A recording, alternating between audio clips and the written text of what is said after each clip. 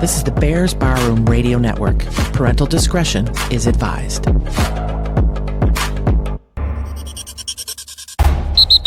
Hey, sports fans, it's world champion handicapper Mike North. Punch this number in your phone right now. If you're driving, pull over. 1-800-808-3419. 1-800-808-3419 for a free pick and info for the premier handicapping site in the country, VegasScoresAndOdds.com. It's the only site you'll ever need with expert handicappers like John Anthony, Denny Macklin, Tony Sacco, Ray Monahan, yours truly, and many more. Check out the homepage of VegasScoresAndOdds.com for a tote board with your buddy. Follow Vegas Scores and Odds on Twitter and dial up 1-800-808-3419. It's 1-800-808-3419, 1-800-808-3419, or go to VegasScoresAndOdds.com.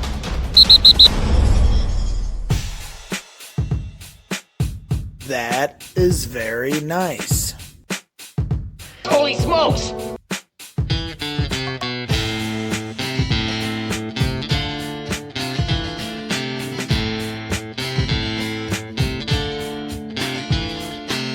Chi fans in the stands with Joe Mandel and Greg Braggs. We're here to take a stand for all Chicago's best sports fans. Chi fans in the stands with Joe Mandel and Greg Braggs. We're here to take a stand for all Chicago's best sports fans. It sails to the far side around the 8-yard line to Hester. Under it and to the middle of the 15 to the 20, breaks free of the 25 to the 30 to the outside. 40, midfield. 40, 30 to the coast, 20, 15, Hester 5. Touchdown Bears! No way! That ball hit high and deep. Stretch! Get on back there. They look up. You can put it on the board. Yes! Bounce toward the middle. Baez. Double play. Oh, my. Mongo. This one turned back around and behind. Can be played further. A little twist. He takes score! It's Kane. It's 3. Here comes Chicago. 17 seconds. 17 seconds from game 7 or from championship number 6. Jordan. Open. Chicago with the lead. You got it, dude. Oh, yeah! 106 miles to Chicago. We got a full tank of gas, half a pack of cigarettes. It's dark, and we're wearing sunglasses. Hit it. What's up, everybody? This is Corey Wooten, and you're listening to Chi Fans in the Stands.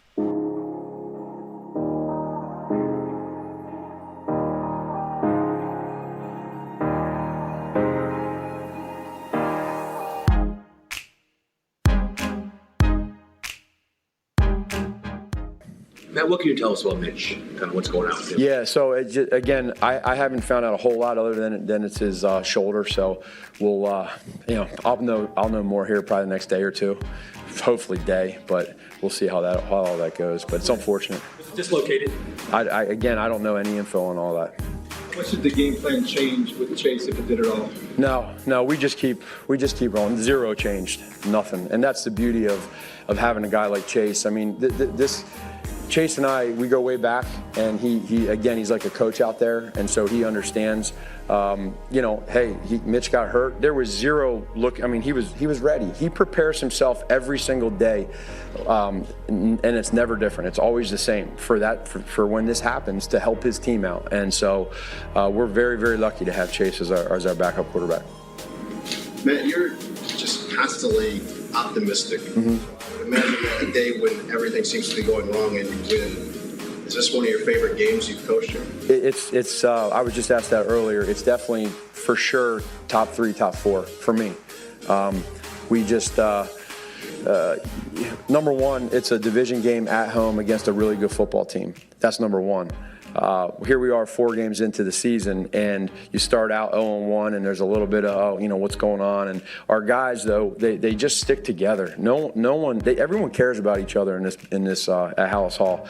We all care about one another. And, when you have that between coaches and players that trust each other, you get games like this. And so, there are times, man, when things happen and you feel like, man, okay, I'm going to feel sorry for myself. No, that's not how I work, and I hope that it permeates into our building. And I don't know if it does or not. The amount of guys that stepped in throughout the week, today with some of the injuries that we had, it just goes to show the type of culture that we have. It's as simple as that. There was no concern in regards to, okay, now what? No, it's the next guy up. And that was a really good football team that we just played. And to come here and battle through that and to win the way we did, for me as a head coach, I'm just super proud. I think that our guys deserve a lot of credit. Our coaches preparing guys, and that's a huge part of this too. I don't want that to go without notice. But I mean, I could sit here and go down the list of the type of players, and then you talk about a guy like Chase, for him to come in and not blink at all. We're in a good place right now.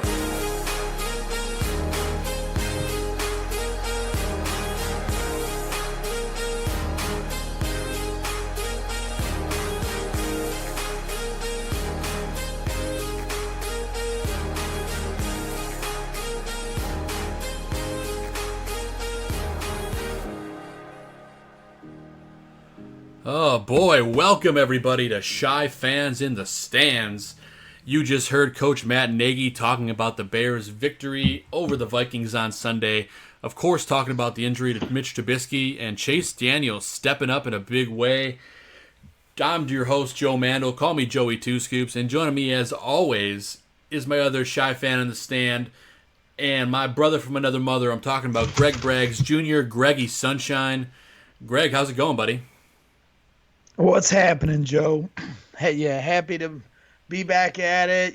Bears get the big win on the lakefront against division rivals, but unfortunately, this quarterback controversy and talk is going to continue on well into November with the injury to Mitchell Trubisky. Very unfortunate. Thankfully, Chase Daniel was able to step up and make some plays and get out of there with a win. I mean, not very hard with the defense that plays as dominant as they do, huh, Joe? No doubt about it, man. They made the Vikings look like children on Sunday. That was something else to see. It really was. It was a lot of fun. No, man. It was. The thing about it is, people are talking about how good this defense is, comparing stats to the 85 Bears. We've seen that before with the 06 team and things like that. But to me, that's more where the comparison lies. Are they better than the 06 team or even that 2001 team that made the playoffs and lost to the Eagles with Jim Miller and company? And that defense with Keith Traylor, Ted Washington, and young Brian Urlacher, young Mike Brown. They were a great defense. And that 2006 defense was obviously legendary with future Hall of Famers on it. But I don't know. We got the sense of this training camp, and obviously carrying over from what they did last year.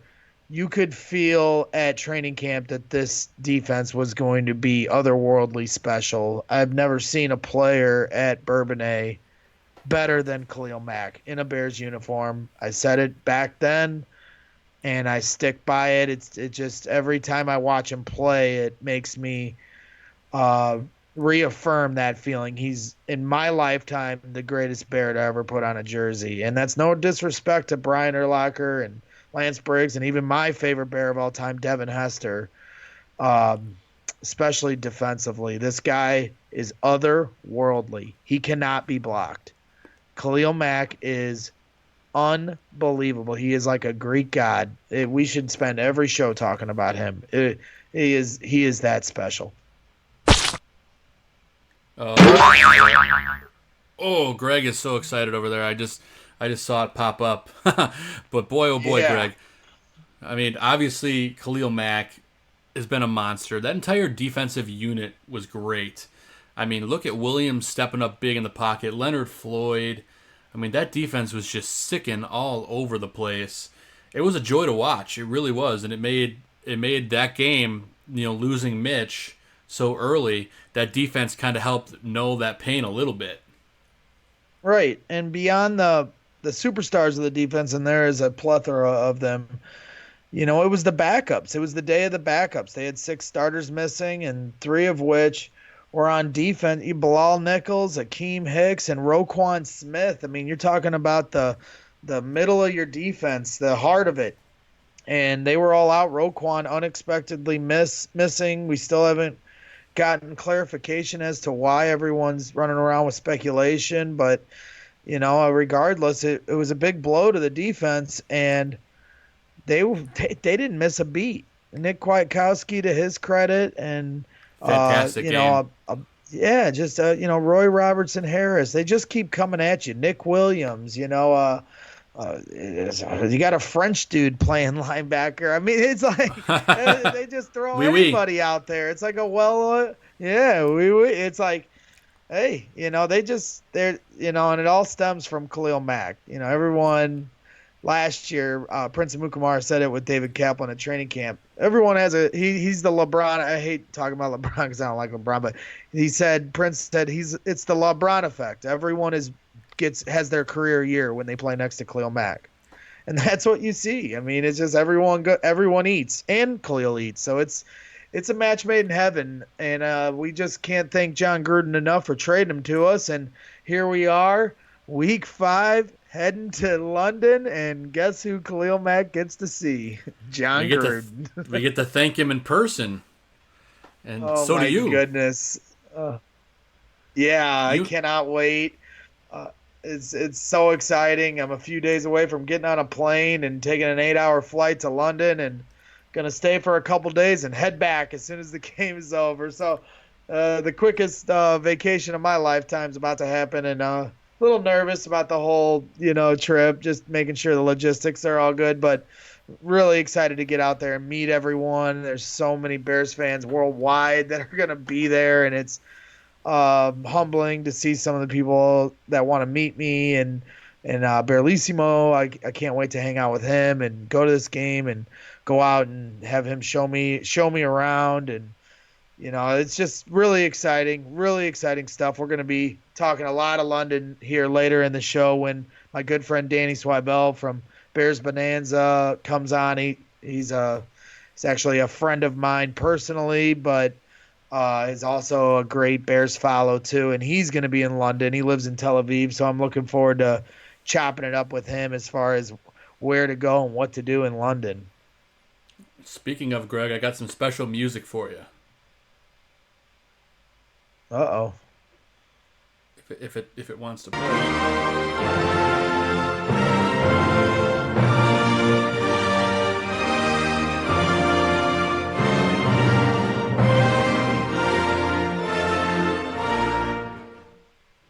Got a little UK national anthem for you, buddy. That's awesome. I can't wait. I don't even know what to expect going out there. It's just gonna be a lot of fun. Gonna watch Breaking Bad all the way there. Catch up on my Breaking Bad before the big movie comes out, El Camino. Oh yeah. Then when I get there, it's gonna be all Bears, baby. It's gonna be so funny to be there. My first time overseas in London, and it's gonna be nothing but Bears. Bears fans everywhere. I heard some of the reporters were flying over today, and it was nothing but Bears fans on the flight. And it's just, I have no doubt it's going to be a complete Bears takeover there. It's going to be hilarious. You got to get some fish and chips while you're there, Greg. I guess so. I'm looking forward to all of it.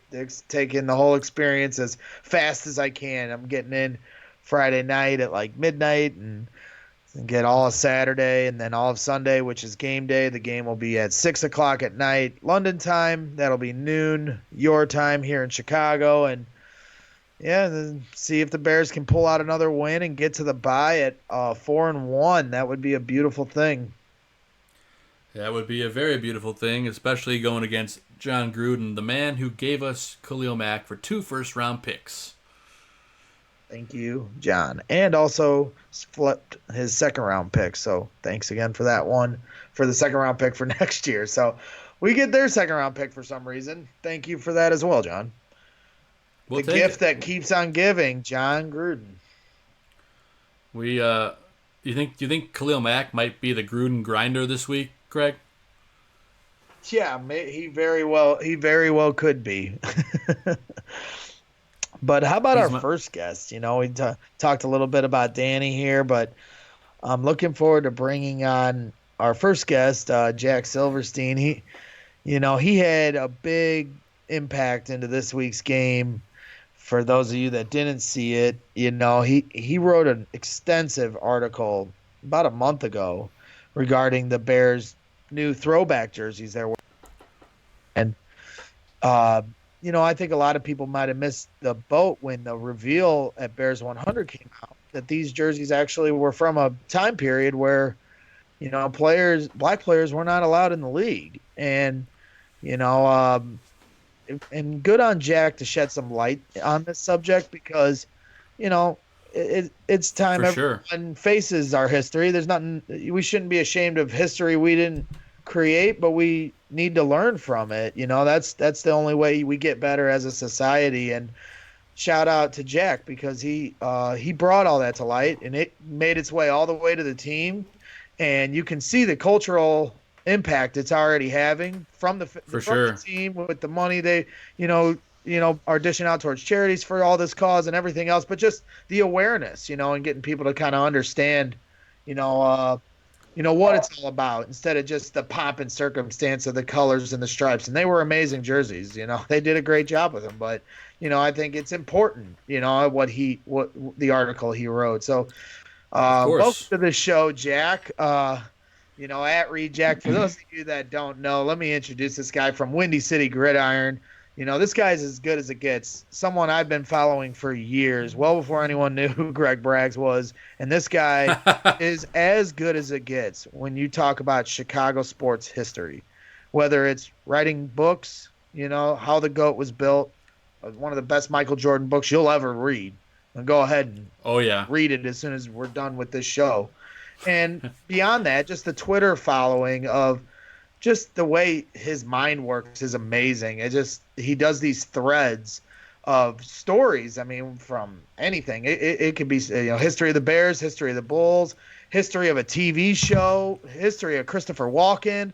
He just just so great at structuring it to where it really lays out and you really understand. On Twitter, most people didn't understand how to really thread things and go back to them later. Everyone just does their one tweet, and he really opened my eyes to like how to do that. So shout out to that idea. To me, he is the thread master. No one is better. But that's my long introduction, Jack. I wanted to get that out there for everyone to understand exactly who you are to me, because beyond all that stuff, you've been such a supportive. I almost want to call you a friend. I haven't met you in person, but you have been so supportive towards me too. So I'm excited to bring you on. But I wanted everyone to get an understanding of. Nope, I think I lost you, Greg. Sorry. Yeah, my Skype's acting up here. But yeah, I just wanted to get an idea for everyone to understand who he was. So welcome to the show, Jack. Hey, thanks, Greg. Thanks, Joe. Appreciate you guys having me. Yeah, we're very happy to have you on the show. And for those of you who don't know, I know Greg said it in his long intro, but you're from the Windy City Gridiron. There's sports historian there, researcher extraordinaire, and we're just happy to have you on Shy Fans in the Stands. Thanks, guys, and this is dope. I'm glad you guys have the show, and you guys always bring in the heat from certainly from Soldier Field. A lot of cool videos, so appreciate you guys. All day, appreciate you. So yeah, let's get right into it, man. You did such a great job with this article, shedding light on the 1930s forms, and to me the way it didn't surprise me the way it took off, because you do such a great job of research and crossing all your T's and dotting all your I's, and it was just very you just dive into it. As soon as you read it, it just kind of grabs you because it was just so well done.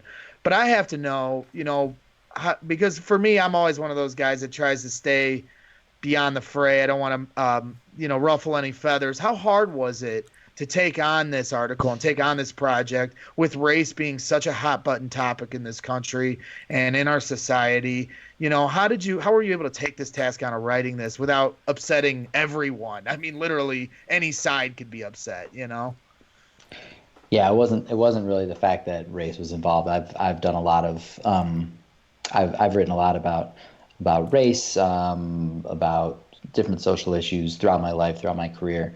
That wasn't really the issue. The issue was that it was George Halas. Sure. Right. But I mean, like, to be real and to be more specific, like that was the holdup. Like, if there was a piece of me going like, I don't know, that it was including him and focusing on him.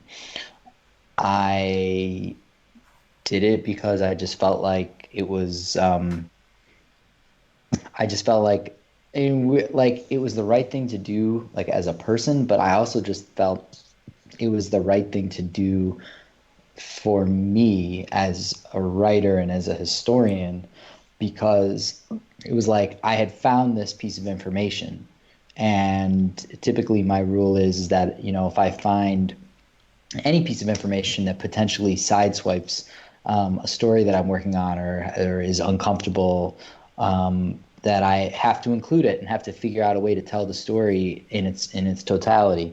And I thought that if I didn't do this, that in my heart, I would know that I had sort of drawn a line of, like, how far will I go with being the writer and the historian who I think I am and who I claim to be. And if the line is, don't ruffle the feathers of George Halas and his legacy and our fellow Bears fans, I don't know, that seemed like a cheap line, even though it wasn't necessarily something that I wanted to do. It just felt like something that I was supposed to do, so I did it. Well, I mean, no big brownie points. Like, that's pretty much it. Like, I thought I should do it, and I did it. No, you should be proud of that, Jack. I just, for me, sure. I'm always, I admire guys that have that courage. I'll stand up for someone, if there's a fight going on. Yeah, but for the most part, especially on social media, I don't. They call me Greggy Sunshine because I'm the guy that just everyone get along. So, like, for me, I admire guys that will take that next step, even if it does, might upset George Halas or the McCaskies or the Bears or or some people on Twitter. So I definitely commend you for that. Appreciate that. Yeah. Yeah, and speaking of response to it, are you happy with the response that the article has gotten from the players themselves to the media, even the fans and comment sections? What do you think of the response to the article so far? I'm largely very impressed by it and very happy with it. It's been overwhelmingly positive. I think for the most part, people at sort of a base level are just excited to have the information and to just know it, even if they're not sure how they feel about it yet. A month later, or if you just came to it after the Bears released their video, then we're talking about we're talking about a week ago. It was a week ago today. So for the most part, it's been very positive. I mean, the one downside was the way that CBS presented it during the broadcast. I mean, they really flubbed pretty much every key detail that there was about how the jerseys came about, how the video from the Bears came about. And I saw the young, the show or the outlet or whatever it is, the Young Turks. Mm-hmm. So the Young Turks sports section did a piece on it yesterday. It was basically, they just read my article basically and filmed it. And on their YouTube page where they posted it, there were people getting on this guy in the comments like, why are you making this such a big deal? Didn't you see the game? Like, it was the players' idea, and the players came up with it. Because CBS, for their 90 seconds or whatever, Tracy Wolfson was like, the players came up with it. And then Jim Nantz was like, and I just want to reiterate that it was all the players. And if you didn't know anything about it, you would have thought that the idea. So what the players did come up with, as far as I can tell, is maybe they came up with the idea of doing the video or of doing the charity of auctioning or whatever, which is dope. I'm not taking anything away from them. But if you didn't know that story and you just watched the Bears game, then you would have possibly come away thinking that this summer or something, members of the Bears were at the library and they were in the microfilm or something, or they were reading old newspaper. They themselves discovered both the jerseys and then brought that's how CBS presented it. Now there are people in these comments going, why talking like this. So like that was a bummer because I thought that CBS, if they were going to address it at all, they should have just done it truthfully. And I don't know if that's intentional or not, but that was disappointing. That aside, the response from the players in terms of the ones who've been quoted, I'm not in Hallis Hall, so I don't have a chance to talk to these guys, but in terms of the ones who were quoted, certainly the 5 guys on the Social Justice Committee, but also Prince Amukamara, Tariq Cohn, those 2 in particular, I've seen them quoted, and they seemed excited about it. Certainly, I think most of the press has been excited about it, happy to have this piece of information out there. And for the most part, Bears fans have been really cool. They've been really supportive. They've been really excited. Some are like, glad I know this history. It makes me proud to be a Bears fan. Some are like, glad I know this history. I saw one person say I was gonna throw out the jersey that I bought this summer, and now I'm gonna keep it because I feel like they've embraced it in a different substantive way. Sure. Some people are like, oh, I was gonna buy the jersey, but now I'm gonna boycott it. That's fine too. Or some people are like, why are you even talking about this? This is ridiculous. This was years ago, or whatever. I don't agree with that, but like at least I just wanted everybody to be on the same page, operating on the same set of facts, and then we can say however we feel about it, if we think it's worthy of conversation, or if we think like if you want to be a stick to sportser, then whatever, that's cool, that's your objective. But at least we're all dealing from the same point. Sure. That's kind of the thing about it is, people, I believe, you don't like, I'll say it a million times, we'll never be better in our future if we don't learn from our past, and so I'd love to know from your standpoint what you feel is the cultural importance of learning of our past instead of trying to pretend like it didn't happen. I mean, obviously, this isn't a political show by any means, but, we're seeing a lot of different things where people are trying to, not erase history, but just try to forget it. And now here it is, and it always seems to find its way into sports. And here's that moment, and so I'd love to know how you feel the cultural impact of truly understanding our past like this.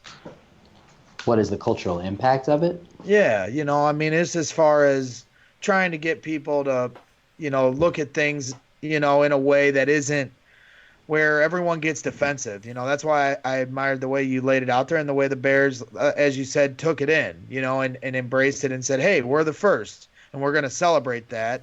We're not going to hide from this, and that's kind of where I'm going with it. Yeah. I don't think we know what the impact is yet. I think certainly it's very powerful to have the chairman of an NFL team, let alone the grandson of the person who I'm writing about, bring this information to his locker room, bring it to the players, answer their questions. He defended his grandfather with he wasn't a racist or a bigot line. I think that there is a lot of education that is lacking, particularly among white people, about the way that racism works and the distinctions between like what it means to participate in a racist system versus being someone who like uses slurs or like, burns crosses or beats up minority. Like, sure, there's some important distinctions there. But that aside, I think the fact that he did that he then sat in front of a camera and like confirmed the basic facts. I think that George McCaskey, whether he thought of it this way or not, whether he took it or has considered it this way or not, I think that was a revolutionary act on his part to sit down and publicly, both privately and publicly, confirm the basic facts of the ban and of the Bears' participation in it, that happened, just that it happened. So I think that's really important. And whatever other reasons he had, PR related, sales related, life is complicated. You have multiple reasons for doing a single thing, and sometimes one of those reasons is pure and another one is tactical. But regardless, I think what he did was really, really special. I'm still pretty floored by it. He didn't have to do that. And And it, I think, speaks really highly of him that he did, and really upped the ante and brought a lot of heat on himself. Like, it's not like my story had reached some sort of critical mass of outrage that he was responding to. He was responding to a hypothetical blowback that had not yet occurred and may never have occurred. Sure. I mean, at that point, like, I'd written what I'd written. People had retweeted it, journalists, and Reverend Jesse Jackson had really blown it up and brought me on his show. And then he wrote a column in the Sun-Times that was widely syndicated. I did Chris Broussard show. He and Rob Parker on their Fox show had me on, and Jim Rose was going to do it. And, like, that was it as far as I know. I mean, like, maybe something else would have occurred, but George McCaskey really forced everybody's hand. Yeah. I mean, I wouldn't, the way that I describe it is like, among the interviews that I've done in the past week, one of them was the BBC. That's, you know what I'm saying? That's like, worldwide. The BBC doesn't contact you because you wrote an article on Windy City Gridiron. Like, no offense, I'm just being real. Like, I love Windy City Gridiron, but, like, shit, they wouldn't have contacted me if I'd written it in the Tribune, or in Sports Illustrated or on ESPN. What they contacted me about was because I wrote something, and I was then an authority or a source on something that the team was talking about. Right. The headlines all of the last week is not, here's the history of the jersey. It's here's the history of the jersey because the team put out a video. Right. So George McCaskey brought awareness of this. Let's call it, I'd say, like, maybe it was at a 25, and he brought it to 100. It's not like it was at 100 and he was like, I have no choice but to respond. So, just the fact that has happened, that impact is crazy. And so beyond this, we'll see. Do you think, honest question, do you think that it was George McCaskey trying to get ahead of this because, like you said, maybe he's worried about the blowback? Or do you think the players caught your article at some point in the last month and they started talking about it, and that's what made George react? I would love to know exactly, but the way that the Sun-Times reported it is that George McCaskey brought it to the team. So I haven't heard from any player who has said that they found it independently. I know that when I did Reverend Jackson's show, Jim Rose was saying that he was going to bring this into house. He was like, I'm going to bring this into House Hall. I'm going to reach out to George McCaskey. They're going to have to face this. And he did say that he was like, the one person on the team who I think would really understand this would be Akeem Hicks. So, but I don't know. I haven't been in touch with Jim Rose. So did Jim Rose go to Akeem Hicks? Or did Jim Rose go to George McCaskey and then George McCaskey felt more heat? I don't know. I don't know. So it's possible, but I haven't heard that. I mean, the only real reporting that I've heard on it is that George McCaskey decided to bring it to the team.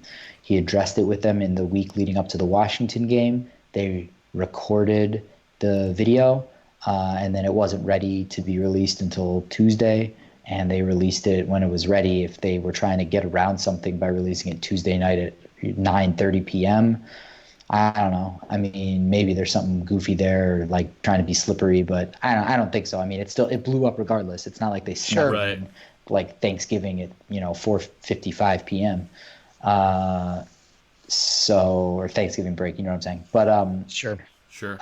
So no, I mean, I just have to assume that what has been reported until I hear otherwise is what is the case, because the reporting makes sense. For some reason, George McCaskey took it to the team.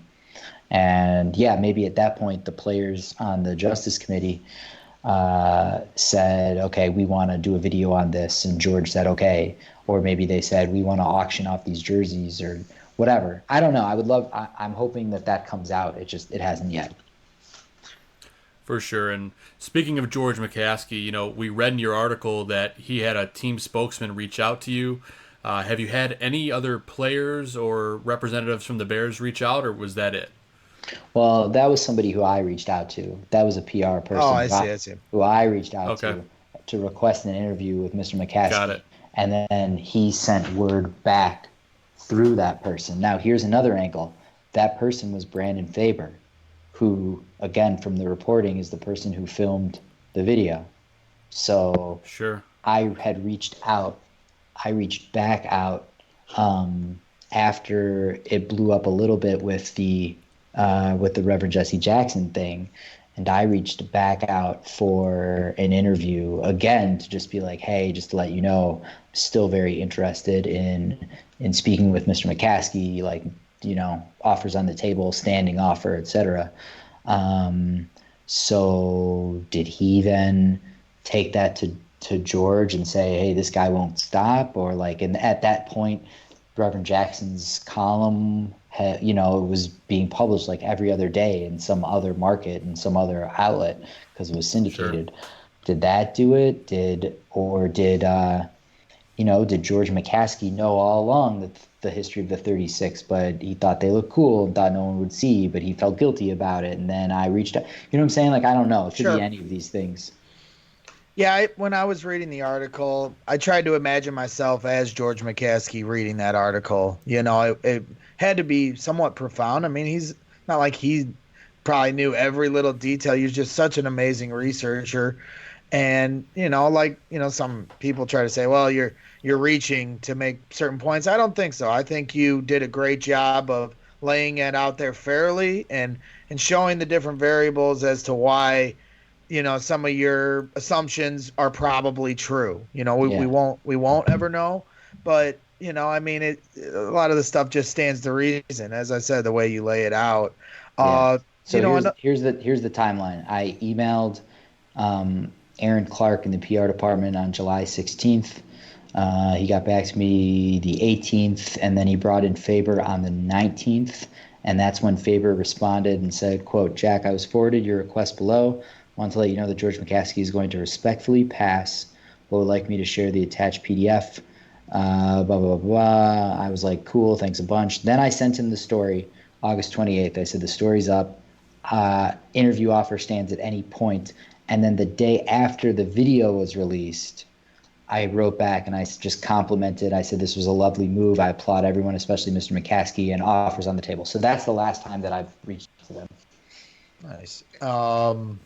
Yeah, hopefully he takes you up on it, man. You're just you're a Bears fan, so it's not like anybody. Like I would hope that he would not take offense to what you were doing. I truly do, because I think it was important what you wrote, and you know I can say that a million times. I truly feel that it was just very important, and I think, like you said, it's great the way the team took it and the way fans pretty much across the board are taking it. Yep. You know, I do have another tough hypothetical question, and you know, it might be an unfair question, but you know, we've had a few players here that were held out of last week's game for unknown reasons. You know, it's hard to speculate why. You know, everybody's coming up with their different reasons, but let's say it was because of the jerseys and their feelings against them. You know, what would you say to that if that was the case? Well, first of all, you're talking about Roquan Smith. I've seen that rumor as well. I don't want to speculate. What I will say is, obviously, that's a much preferred scenario than anything else that we can think of, because it seems like it's probably some sort of, I mean, it's a personal issue, whatever that means, if it's mental health or exhaustion or whatever. I mean, I would think that if it were the jersey, he'd be playing in London, and he's not like even penciled in. He's not, sure. You know what I'm saying? Like he's still. Yeah, that's a good point. He's still listed as indefinitely out. So, so again, I don't know. I tweeted. Let's just say aside from the Roquan's specific mental health. Let's just say, let's say the whole team had just, after they read your article, had decided that they were not going to play that game. You know what I mean? Like, or if somebody did, because I see some fans, I've had conversations, oh, if that's why he missed, he better not have. And as you said before, I think, our side of the aisle, not like I said, I'm not trying to get too controversial, but white people on our side of the aisle, for us to say what does and doesn't affect someone, I kind of sometimes I get real pushed back by that. If somebody says that offends them, they have that right to express that feeling. So you're asking, how would I feel if someone had boycotted because of Roquan's the example because he missed. or Mike Davis. People didn't really know why he missed. He wasn't dressed either. If they had decided, what would have been. That's up to them.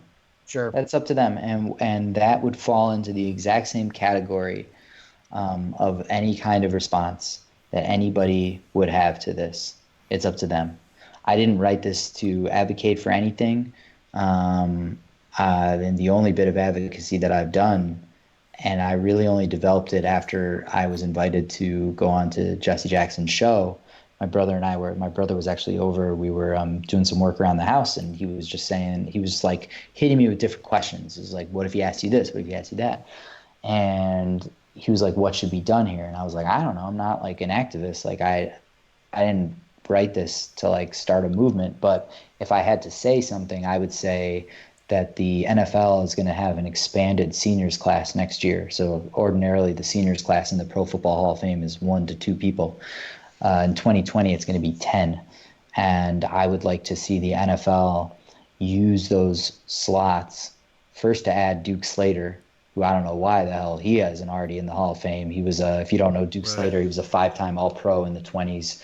To give you some, he was a tackle. He was he was like the key offensive lineman in the game where Ernie never scored, still an NFL record 40 points. So he played a full career before the ban. So I don't know why he didn't go into the Hall of Fame, but I would use the senior spot to induct him and to induct Joe Lillard and Ray Kemp, the last 2 black players before the ban, and to induct Kenny Washington and Woody Strode, the 2 players who integrated the Rams and hence reintegrated the league. And aside from that, I didn't really advocate for anything else. I wrote it. I wanted to get the information out there. I knew that the information was explosive. I knew that people would have a lot of feelings about it. I didn't think it was appropriate for me to both present the information and comment on the information. At the end of the piece, I did have a little bit of a commentary, the line about, 80 years later, we shouldn't be afraid to say that these men participated and led this and benefited from it. But short from that, really, I think, fairly mundane observation, which I only made because I felt like after 5,000 words, the reader would want something. I kept out of it, basically. And I was just like, my job is to tell this story. It's to share the history accurately, to be thorough, to put my credibility on the line as I do in anything I write, because part of my brand is accuracy, I guess you could say. Sure. People trust, people in the business will link to my tweets as like a source on a stat or something like that. So I take that very seriously. And that was my job. My job was to tell the story, to do it correctly, and then everybody can react however they want.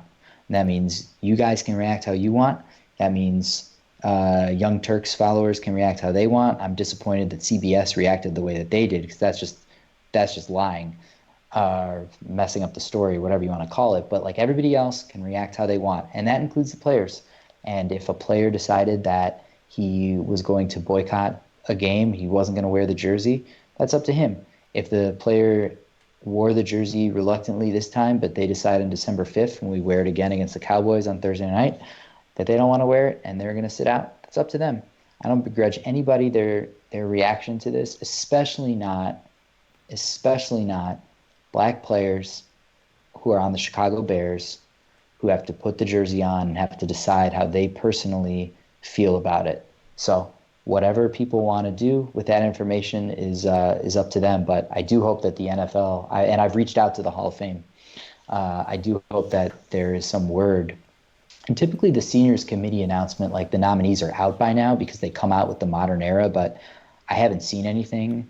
So, and I haven't heard back from the Hall, so I assume that because it's an expanded class and there's so much attention amongst a niche group of super heavy Hall of Fame heads as to every year who the senior nominee is going to be, that I bet that there's a lot more attention being paid to it this year. But in any case, that's the only thing I would like to see, is to see those 5 gentlemen go into the Hall, obviously posthumously. But no, that would be a great. that'd be a great way for them to try to put a bow on this story, so to speak. I think something that hit home with me in your article, you'll have to forgive me, which player, I believe it was Pollard, said, black players were always as good as the white players. They just never had the opportunity, and we see that, we've seen that with the coaching, the Rooney Rule. They had to put a rule in place to give black people an opportunity to coach on the sidelines. And, like you talked about, all these owners that were around back then, they all had a hand in this. Whoever was most, in charge is up for debate, fine. But like you said, George Halas was at the head of the NFL back then. And there was, the owners themselves, they all hold some culpability for being complicit. And, hopefully. Well said. Right. So now we're here all these years later. And I think when you shed light about opportunity, and that really strikes home with me with society. And to wrap a bow on this, because we want to ask you about other Bears questions too, but I just feel like, they needed an opportunity to prove that they were just as good as players. They got it. They proved it. They needed an opportunity to show they're just as good as coaches. They got it. They've proven it. And I hope another step is that we start seeing more black owners. If there was half black owners back then, that wouldn't have happened, but we just, obviously that wasn't the society we were living in, but that's why it's important for us to learn from our past. So in the future, we all can get a fair shake at this. Well, listen, I think that a really interesting play, something that came into play this week, of course, is that Colin Kaepernick is still without a job. And not only is he without a job, the man hasn't even gotten a workout. So I know there are a lot of people who say, well, whatever, his time is past because he's not as good. Well, beyond the fact that if you think that he shouldn't have been out of the league in the first place, they should just give him a job to make up for that. The fact is that he hasn't even gotten a workout. So now the Bears, you've got Mitch is out. You're bringing up Tyler Bray to be your backup. What if Mitch's injury is more serious? And do you really feel comfortable being a Chase Daniel injury away from Tyler Bray, holding your Super Bowl hopes in your hands? So, you talk about sort of calling out your family first. That's, if you want to say something that's tangible. I know there are some people who want to hear it. There's some people who don't want to hear it. I would certainly like to see a team finally just give him a workout, put something on tape, and we can know for sure what he's got and what he doesn't. There are a lot of opportunities where the Bears can put their money where their video is, as I said it.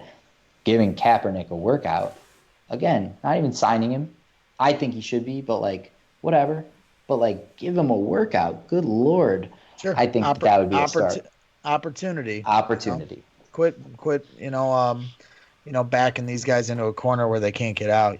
So. We really wanted that was the main focus of why we brought you on, because it was such an incredible, just an extensive article, as you always do. You do such an amazing job. Thanks, so guys. I definitely want to congratulate you on, everyone giving you the accolades. CBS should be ashamed of themselves for not properly giving anybody that didn't properly give you the credit should be ashamed of themselves. I get, that it's sometimes it's take things and don't properly give credit to someone that put as hard a work as you put into it. Months of work. Hey, that starts with SB Nation. Yeah. Which actually tweeted the story and tagged Windy City Gridiron. What is up with that? They're connected. Man. People just, sometimes people do it purposely, and then some people just don't understand how to give proper credit. I don't understand. It's like we need to have a tutorial on how to give people proper credit. My goodness. To be clear, I don't care that CBS didn't mention me either by name or by deed. But we'll care for you as That's fine. Fans of your work. You can be that. humble. Yeah. No, but I'm saying I care that they messed the story up. Yeah. Exactly. Right. Missing the boat on actually what the story is truly about, regardless of who shined the light on it. Absolutely. But another one of our your amazing threads from last year. I want to talk about this to get into the Bears of this year. Let's talk about patterns and prophecies. You had a thread last year showing the historical comparisons of Bears teams that went on Super Bowl runs and the journey they took to get there. So, I'd love to know if you feel like we're still in the midst of one of those journeys right now as Bears fans. It's funny. Everyone's putting up the stat of like showing how we've allowed fewer points per game after 4 games than 85 did. I don't know. I'm not really feeling that exactly in the same way. I don't think that there's something right now that matches it. Like, I don't think this is an 85 to or an 84. I don't think this is an 06 to an 05. Like, I'm not saying we're not going to win a Super Bowl. I'm just saying that in terms of the feeling between the two seasons, it doesn't have that vibe. Mostly the thing was, all right, so for people who don't know, the Bears last year played the exact same schedule in terms of teams as they did in 06. So when we were 3-3, we had lost to the 3 teams that we had lost to in 06, Green Bay, New England, and Miami. And so I tweeted something like, we play the same 3 teams. We play all the same teams as in 06. And so far we've lost to the same 3 teams. So far, so good. It was a way to be positive when we were 3-3. We were coming off that crazy loss in Miami. And then we were coming off that stupid Patriots loss where we gave up 2 touchdowns on special teams, where Kevin White was a half yard away from potentially, us tying the game. And it was just a way to like be positive, and it was just sort of like a funny, goofy thing. But then we went on that winning streak, and then it was that allowed me to be like, see, the prophecy. It's just like, but it's like partially it's just fun, and partially like, Greg, you wrote that piece about how you thought this team felt like the 2015 Cubs. And it's the same idea. You just sort of, as a sports fandom is so illogical that you kind of have to just like self-create concepts that help make you feel comfortable with this absurd practice that you're doing of lending your emotion to something over which you have zero control, and that at the end of the day doesn't impact you on like a life or death basis. And listen, you're talking to a guy who, when he was 24, almost threw a chair in a Buffalo Wild Wings after Antonio Brown beat Peanut back-to-back against when we were playing the Browns in 05 to go to 1-3. I this chair up, and I lifted it up, and then I remember like this voice going like, hold on, dude, you're holding a chair up in a Buffalo Wild Wings in Ann Arbor, like chill out. And so like I set it down. So listen, I know sports is life and all that, but like it, there are other things, etc. So the fact that you put all this into it, you have to find little ways to like justify it or make it feel okay.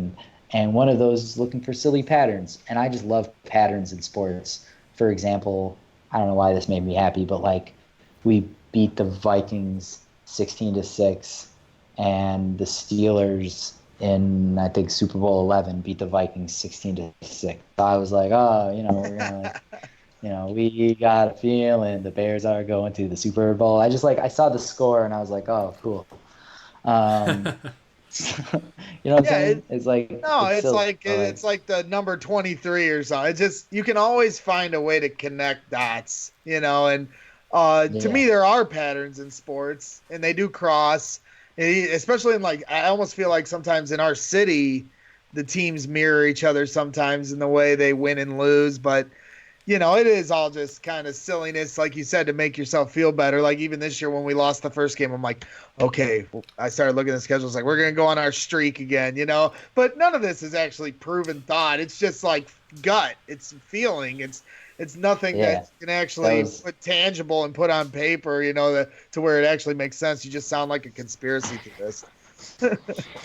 Yeah, we are emotional conspiracy theorists as sports fans. By the way, that was Super Bowl 9, not Super Bowl 11. But when the Bears lost, I then looked at the history of every championship season, and we had won the first game of every year. Every year that we've won a championship in our history, we've started 1-0.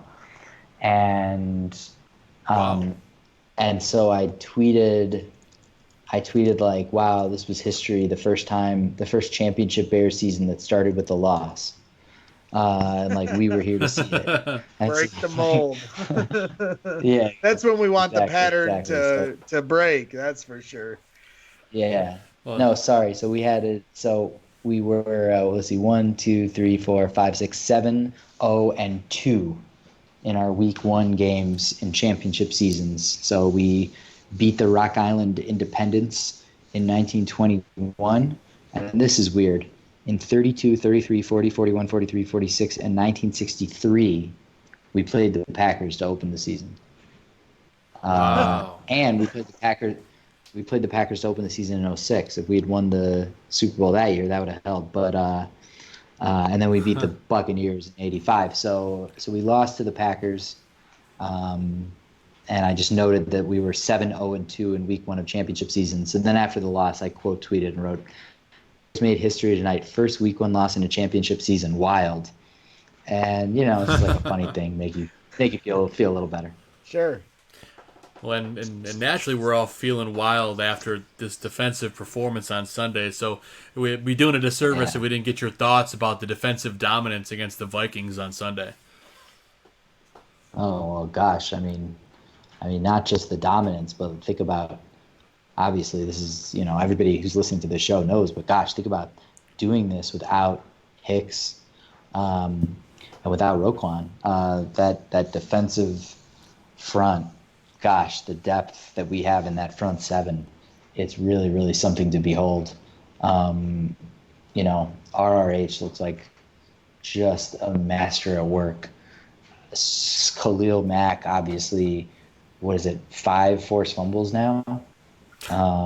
That's ridiculous. And yeah, I mean, he's on another planet, and you just can't defend him. I mean, it's you can't block him. It's like the guy's impossible, and he opens so many things up for so many other guys. Nick Williams, obviously, but another guy who, because we're so far down the depth chart, and giving props to Quit, who was awesome, and Williams, what's his name, Louis Pierre, was in a bunch of stops. I haven't really heard him talked about at all this week because there's been so many other things going on, but he was awesome. And yeah, it's Pierre Lewis. My bad. But I called him the French guy earlier. Yeah. Oui. So yeah, I mean, we're playing aggressive, and we just, I mean, the bottom line is we're just so deep. I mean, at some point, like, it just comes down to talent, and we just have more talent. And I mean, Ha-Ha's look great. Buster Skrine has looked great. Yep. And I missed the Washington game because I was playing. We had our softball playoffs that night, so I missed that game. But I saw you guys Yeah, lost. thank you, bro. Thank you. Yeah, we did. Defending champs, it was rough, but so I had to come back, and like I watched like the 12-minute or whatever highlight reel that they always have up on YouTube, like within an hour, and checked out stats, etc. But yeah, I mean, gosh, who's looked great this whole year is Trevathan, and he kind of went under the radar last year as Mac and Fast Eddie and Akeem shot off. Trevathan's been so good, and Leonard Floyd started really hot. So yeah, I mean, you always kind of look at like what is something that we can do better than the other team, whether that's an individual matchup or a given unit or an entire phase. That's kind of always what you're looking for. And I mean, we're second right now to New England in points allowed. I think we're 6th in yards allowed, and we look great. So Onward, let's go kick Oakland's ass. Yeah, that's what I'm saying. And you referenced, some of the key starters missing on both sides of the ball, really, and I guess that'd probably be one of our final questions for you is, what is your confidence level now heading to London to play the Raiders, Khalil Mack's old team, facing the coach that got rid of him? But we've got so many guys out, and they got the win last week, and it looked pretty convincingly. Do you expect the same here going into London? I mean, I do. I just think that we're overall the better team. Well, first of all, I think that Khalil Mack is going to eat. But I think, we're overall we're the better team. And but I will be honest, I am a little bit nervous at this point about the quarterback situation. I do feel like it just like, I'm not a football expert in terms of X's and O's, and I admit that. And I think this video that came out this week of Deshaun Watson just explaining a cover 4, which is pretty simple, but like Cam Worrell tweeted, like, this is really simple, but it's blowing everybody's minds, and it just shows that there is a huge disconnect between what people know and the degree to which they talk.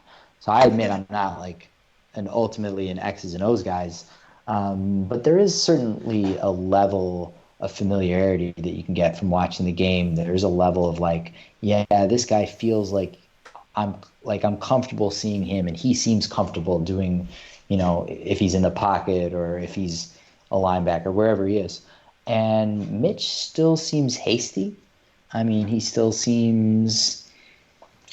I remember reading an interview with Aaron Rodgers.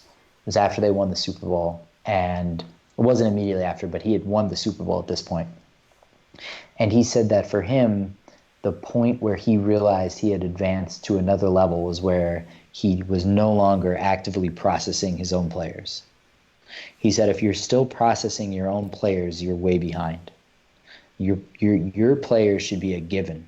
You should know exactly where they're going to be. And the only thing you should be processing is what the defense is doing, which you don't know exactly what it's going to be. And he said, if you're a quarterback and you're still looking and trying to actively think about where your guys are, then you're not at that level. And he said that the point at which that flipped for him, he was like, okay, now I've come to like a next phase of my career as a quarterback. I can't say whether or not Mitch is at that phase, but certainly just as a fan and as someone who watches, like, I don't go all 22, I don't watch full replays, I watch some replays, but just the feeling of it, it doesn't feel like he looks totally comfortable. Sure. So I hope that he gets there, and certainly I hope that most of all, I hope he's healthy and has a nice, fully successful recovery. But that's where I am right now. Defense is incredible, and I'm not a door number 2 guy when it comes to the QB. So we need Mitch back. I mean, he can do things that nobody else on the roster can do. That's why he's the starter. Whatever you want to say about him versus Watson and Mahomes, and that's never going to end until he's holding that trophy. But that aside, for sure, we need him. We need him out there. So I'm hoping he's back soon. We're hoping he's back soon, Jack. And we, again, thank you so much for joining us on Shy Fans in the Stands this week. For those of you who don't know, you can follow Jack on Twitter @ReadJack and see his work on Windy City Gridiron. Jack, it's been an absolute pleasure, and we hope to have you again in the near future.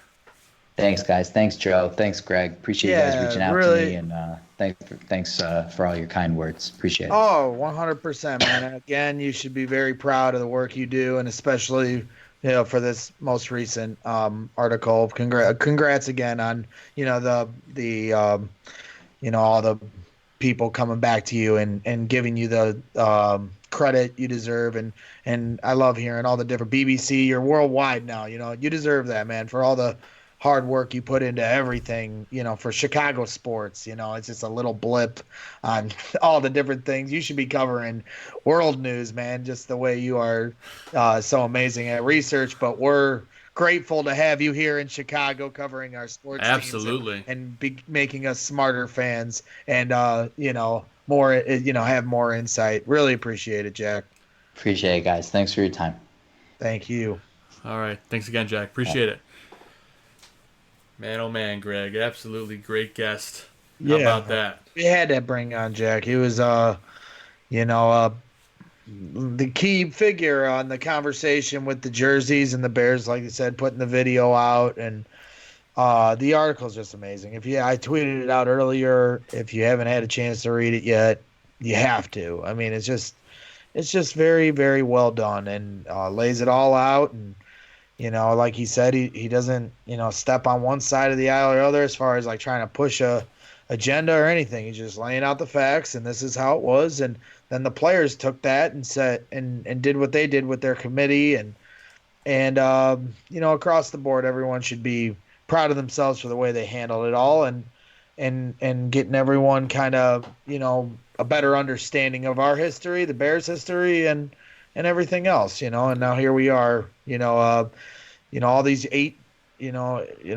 all these decades later, I'm standing in the tunnel and they're wearing these jerseys, black players, white players, and they're arm in arm, in the huddle, and that's what, to me, what makes sports special. I believe there's two things in this world that bring people together. That's sports and music, and everything else everyone's divided on. So I kind of appreciated, his historical references to the jerseys and our understanding, and it kind of makes me appreciate how far we've come. But we still have a lot further to go. But we have come far from those years, and now here we are, trying to just be better every day as people. So I appreciate Jack. Here we are. I appreciate That's Jack. right, yeah. Jack's work. He aside from, he just does great research just on stats and Bears history, just for players, not uniforms and things like that. You got to check out everything he does. Bulls, Bears, everything. He's just incredible. Like I said, he had a Christopher Walken thread that had me just like enthralled. The guy just has endless amount of knowledge. He's as good as it gets.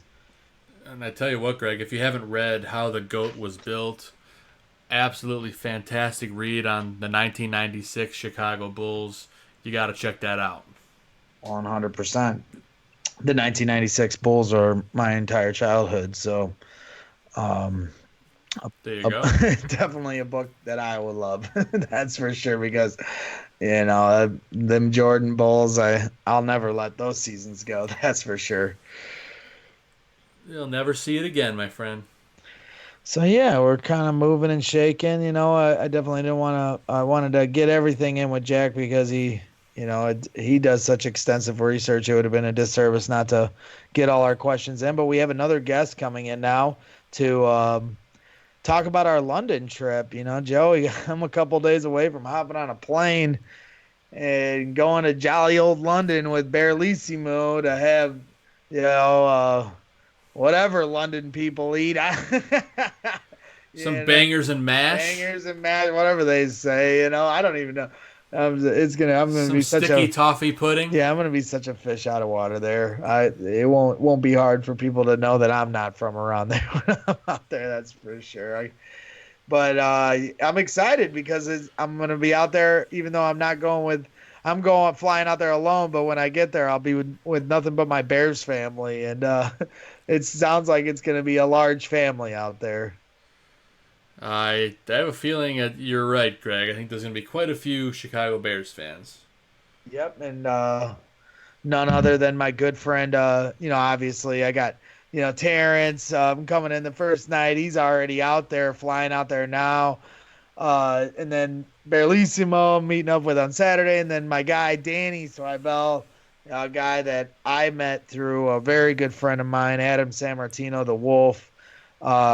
His best friend growing up was Danny, and that's how I met Danny. And Danny's such a great guy, and someone that's actually covered the Cubs.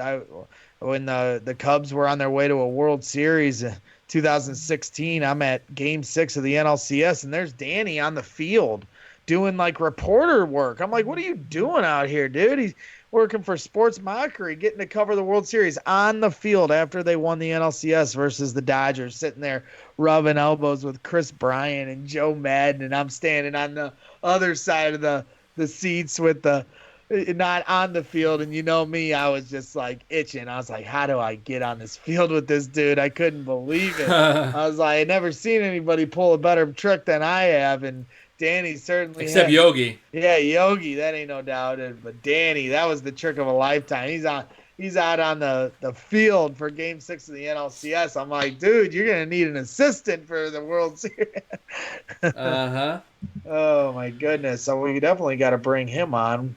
I think he's ready to rock, and it's actually 6 a.m. where he is. It's 10 p.m. here, so we'll have to dial him up. But he's ready to go, and like I said, just someone. He does a Bears podcast as well. Call it Bears Bonanza, and Like I said, he does a lot of other work, media relations wise in Tel Aviv, a lot of political stuff, and just a guy that is all over the map, all over the globe. I can't wait to see him in London because it's going to be a lot of fun. Tottenham Stadium. That's just as good as it gets. It's going to be a good time, brother. Oh, man. So, yeah, just efforting to get a hold of Danny. It's a little early where he is, but yeah, I know. He's bright and early over there. And isn't that weird? On the other side. We haven't even gotten our sleep in, and he's waking up for his next day of work, But we got to make sure we get a busy man. But yeah, it's just gonna be fun, Joe. I have a good feeling Khalil Mack is gonna eat up. I don't know if you saw the headline. Mark Potash says there's some vindictiveness to playing the Raiders, and he goes, "Ooh, vindictiveness. I like that word." And it's just like, okay, here we go. So I think he's going to be a little bit fired up. I think so. I think you're going to see a show, Greg. I hope so. I mean, like you guys said, five forced fumbles already in the season. That can't be right. He's straight bonkers, man. You can't go wrong with Khalil Mack. The guy's just a beast. But Greg, before we get Danny on, I got to get your thoughts on it because I know once we get Danny on, we'll be all Bears. But got to get your thoughts on the Cubs parting ways with Joe Madden. Yeah, I'm crushed. I love Joe Madden. I loved that Cubs team these last 5 years. It's just been as good as it gets for a Cub fan. It was the pinnacle of the run for this organization. They won a World Series, went to the playoffs every year until this year, and now he's gone, and it just all fell apart so fast. And you got the Bears to distract you, so that makes it a little easier. But to lose Joe Madden as our manager, in the way that we have and not going out on good terms, with everybody, this team falling apart. Now players are going to get moved out, managers get moved out. And it's just sad. It just is. Maybe David Ross can recapture that magic if they bring him in as manager. But for me, I'm just sad. To me, Joe Madden is a great manager, and Theo made a lot of questionable moves that put him in, tough spots. But, to me, I just don't understand why, you always got to shake it up to get better results. I hate that about teams. The Steelers, they have like 3 head coaches over the last 50 years, but every other team, they got to change coaches every time it all falls apart. Yeah. You got to reset. That's what they always say. Oh, you need a new voice in the locker room. You need this. No, you just need players to execute, and you need to make the right moves, but it isn't always going to work out. That's sports, and sometimes I get frustrated with how quickly we can cut ties with people, but grass is always greener in on the other side in people's eyes, and I guess now we're seeing the other side of it, and we're going to see if the grass is greener with David Ross or Joe Girardi or some other manager. It's the end of an era, and it's definitely sad because it's just a fun run. I'm grateful for what they accomplished. I know a lot of fans feel like they underachieved. There's no argument there. They probably did. But at the same time, they ended the 108-year drought. So you got to give them credit. That was the holy grail of sports curses. And it just, it's they got it done. It was the thing that people thought could never be done. And here it is. I can say that the Cubs won the World Series, and that makes me proud as a Cub fan. I waited a long time to say that, and I'm looking forward to the day I get to say the Bears are Super Bowl champions. I was 2 months old when they won, so I'm proud of what they accomplished. I will cherish that 2016 team forever. I know Sox fans cherish that 2005 season, and at some point that feeling wears off, but I don't know. I'm always going to cherish that 2016 team. It was as good as it gets. The way they won it, it was just a magical thing, and yeah, it's just sadness, honestly, is my biggest take from losing Joe Madden. It really is. Absolutely, brother. And, he said he's a favorite now to land with the Angels, and we'll see if that happens. I know he has a house out there, so that should be fun. But I think we have a special guest now, Greg. Awesome. Looking forward to shooting it with him, that's for sure. Yo. So, what's up, guys? There he is. Danny! So, guys, we've got Danny Swibel from the Bears Bonanza podcast. He's also a reporter and a Bears fan in Tel Aviv. Danny, how you doing, my friend? How's it going, guys? Happy to be here. It's bright and early in Tel Aviv, and I'm pumped for Bears football this Sunday. I'm finally going to be at a game after almost a decade. Man, there you go. That's amazing. Congrats on that. I look forward to sharing that experience with you. But, like you said, it's bright and early, 6 a.m. there. It's nighttime here. We're trying to get to bed, and you're trying to get to work. It's kind of surreal. No, it's crazy. I just came back from Chicago. I was telling Greg that I had offers to go to Bears Packers and Bears Vikings. Had to turn both of them down. Both of them down because I just missed both by a day for my flight to Chicago and back. So, I'm finally happy to see the Bears in London. It's been so long. And, I've been living vicariously through guys like you, Greg Braggs Jr., showing up at all the games and being a super fan, man. So, it's going to be crazy there. It's going to be nuts. Oh, it's no problem. I love documenting where I am, so I'm happy you enjoy it. For those of you that are listening that don't know some of the history behind me and Danny, Danny is a friend of mine personally. I knew him through one of his best friend growing up, and a friend that I came into contact with, Adam Sammartino, the Wolf, as me and a few friends called him. He God rest his soul. He, for those of you who don't know, he passed away in a tragic motorcycle accident and broke everyone's heart. But he was a heartbreaker when he was living too. Danny attests to that, and that's right. I love Adam, and he taught me a lot of things in the few years I got to hang out with him. And one thing he did do was bring us together, Danny. And that's right. And before we get to the Bears, I told some people the story. We're at the 2016 run for the Cubs, and they're getting ready to try to win a World Series. It's Game 6 of the NLCS. I've never felt a vibe in any sporting event in my life like I had for that game. Clayton Kershaw versus the Cubs for the right to go to the World Series for the first time since 1945.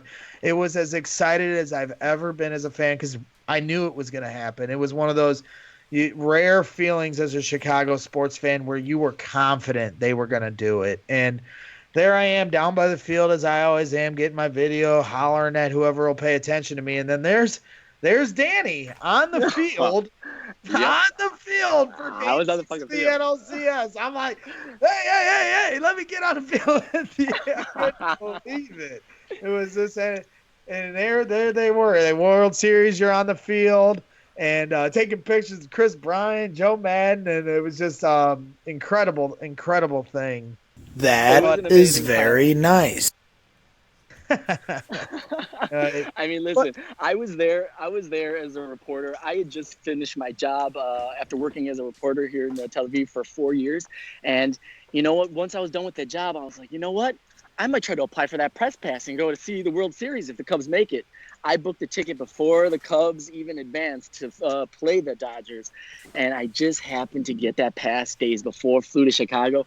When I was on the field, that was one of the best moments of my professional life for sure, and one of the best moments of my life. And I hear somebody screaming from the fans, and I'm like, there's no way in hell I hear my name.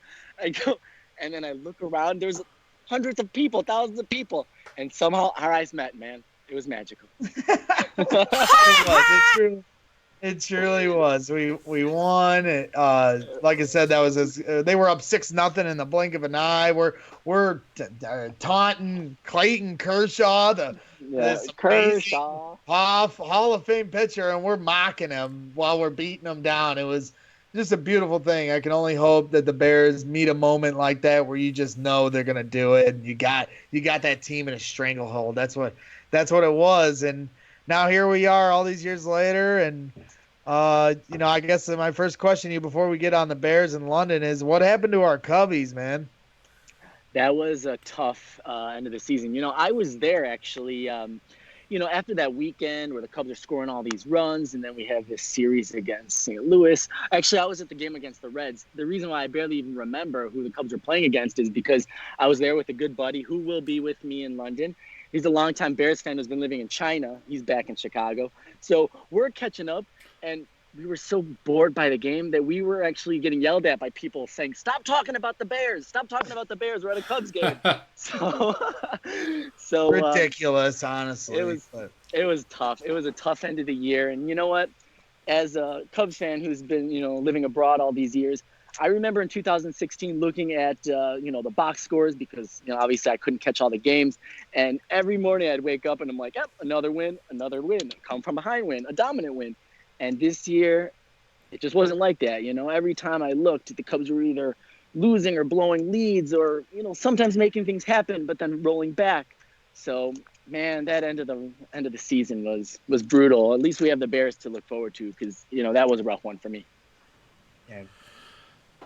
Oh, man, and with, we'll touch on baseball just for a quick second before we get to the Bears. We'll finish up on baseball, and I promise you we'll get to the Bears. But, yeah, sorry, folks.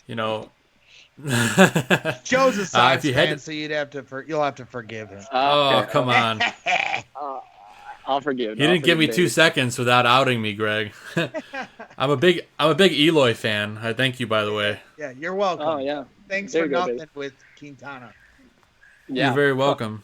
You're very welcome. So I got to ask, who do you think's the favorite to land this position now for the Cubs? I mean, there's been so many names tossed in the ring. Do you think it's going to be one of the favorites, or do you think it's going to be somebody out of left field?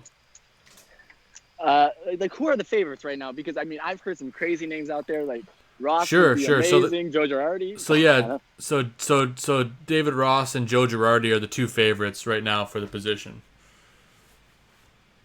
It's nice having catchers in there because they understand a little bit about pitching. And, I know people criticize Madden for that not being his, strong suit and how to manage pitchers, how to, bring in relief, that kind of jazz. But, God, Joe Girardi, that was one of my favorites growing up. Not one of the, top players you think of when you think of, like, Cubs greats. But that would be kind of exciting. And, he does have a resume behind him. Obviously, Rossi is, it's Chicago Gold right there. So, I'd be happy with both. I'm still a little bit bummed about Madden, and I understand, the reasoning and stuff. I don't necessarily love the reasoning. We've seen winning teams. We've seen playoff caliber Cubs teams, so that would be a success by other standards. It's kind of like the Lovie Smith effect. You win 10 games, but, it's not the kind of wins and, you didn't make a playoff run that year, so he didn't get called back for the Bears. So, I'm kind of always the type that hold on to teams when they're actually playing well. Cubs didn't necessarily play up to their standards, but they're still winning 80-something games, and easily could have, without injuries, hitting the 90s. So I'm still kind of bummed about Madden, but I'd like to see Rossi or Girardi there. Yep, simple kind of view, but yep, I love those guys. All right, one last quick question for you, and it's a tough one.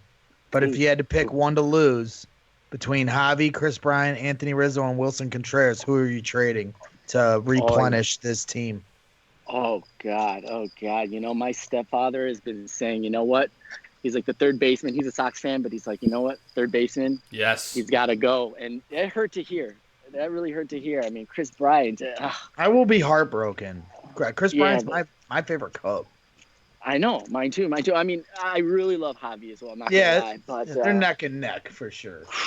Yeah, the thing is, maybe we can get the most kind of juicy deal with Chris Bryant, but it's devastating to think about because it's one of the hearts of your team, and the way he came in as a rookie and just helped propel them. Won the MVP, won the World Series and won the MVP, and now we're gonna get rid of him a few years later. I just never would have thought as a Cub fan how fast they could fall.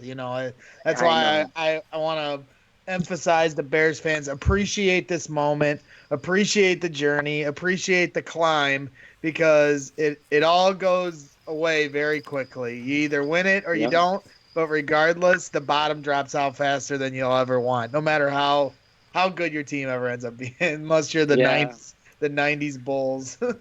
Yeah. I mean, I understand it's a business, and we've had these chats, my friends, maybe even you and I, just talking about, I mean, the Bears, if they eventually have to pay Mitch and they have to pay Eddie Jackson, of course, they're not going to be able to keep maybe guys like Danny Trevathan. Even a guy like Roy Robertson Harris is going to get a contract somewhere, maybe that we're not going to be able to afford. So, man, we just have to accept that it is a business, and the time it is what it is, and it's happening right now. So all the more urgency, to make something happen this year and not wait. Right. Like I said, appreciate the journey, appreciate the moment. And our next journey, Danny, is to London, to the Tottenham Hotspur Stadium. Are you kidding me? Yeah, girl. No, that's nuts. See, first of all, it's going to be crazy that I didn't get a chance to see you in Chicago because my trip was so crazy, visiting family and all these kind of things, that we're going to finally get to catch up in London, on the other side of the world. On the other side of the world. And you're going to then experience a little jet lag, my friend. So, when you're waking up in the morning with your family, your daughter, then you're going to experience what I experience, every day lately, a little jet lag, but it's going to be totally worth it. Dude, being an international fan is hard. I mean, right now in Tel Aviv, there's a few Chicago fans here, but when I go to the major sports bars here, you have Patriots fans, you have, Giants fans. When I was watching Bears Philly, I was with a whole room filled with punk-ass Philly fans. So, man, it's a lonely world. And, people in this last decade I've been here, I'm talking mad shit about the Bears. So it has not been easy. So to be back with a bunch of hardcore Bears fans, to talk some shit to the other team, excuse my French, it's going to be amazing. I'm super jacked. Oh man, and I know Greggy Sunshine's super jacked. I can see him on the other side of the Skype. This guy's like living and breathing the Bears all the time. But I know he's never been to London, and actually, Greg, I don't think you've ever been overseas, right? No, I haven't. Yeah, so and to Costa Rica, that's the furthest from home I've ever been. Wow. Nice. So now he's going overseas. So I got to ask, what is your game plan for London? What sites are you going to see before the big game? And what does Greggy Sunshine need to do to get his full London experience? Ooh, that's going to be a tricky one. Greg, what do you think? You got to see some. Well, have you ever been there, Danny? Have you? I mean, you've been all over the map, so I'm assuming you've been there. I have been there. I was actually there a week after 9/11 visiting a friend. So it was snowy and cold in December. I slept in somebody's place that felt like it was outside. I was so cold. It's always raining there, but yeah, I mean, it is an epic city. I mean, it's London. The history goes back forever, and it's definitely worth it to see the typical touristy stuff. Walking past the Big Ben, that kind of thing. But yeah, I mean, there's Camden Market. You go to the market and you walk in these bohemian areas. I mean, it's a massive place. There's endless things to do. I really don't fully understand the scope of it because it's just massive. I only know the neighborhoods I was in. So, even though I was there before, it'll be a completely new experience for me.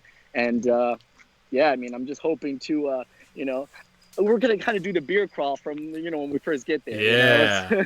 Just stopping off, having a drink, having a meal, stopping for some tourism stuff, and continuing on. I mean, I'm just worried that I'm not going to pace myself enough before the Bears game. That's my big concern. Well, if you're with Greg, he's gonna be feeling pretty good.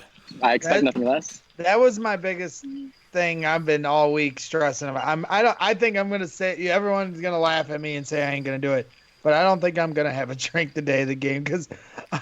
Lies. But we'll see what happens. It's a lot. At night games are always scary, Joe. Even in Soldier Field, you get up early because everyone's excited, and then it takes forever to get to 6 o'clock, 7 o'clock at night, and you can get yourself in big trouble if you.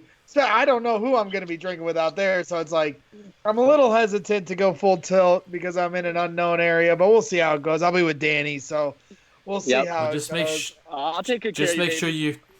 Yeah, there you go. He'll take care of you. I need a babysitter. I need a babysitter. If I don't have my wife with me, which she will not be with me, I'm always in big trouble because she's the one that helps me through life. So I'm going to need all the help I can get from my Bears. So I'll give you the secret, Greg. You got to make sure you have lots of fish and chips and bangers and mash, and it'll cover up all the alcohol. No, that's key. So let me ask you this, Danny. Do you think London should have a permanent NFL team? I mean, you've been over there. Do you think that they'd be able to support one?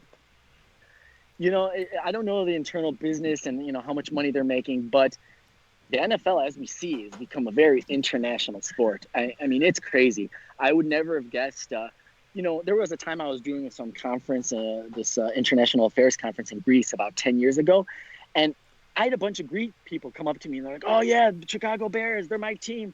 I'm like, "Oh, they're your team."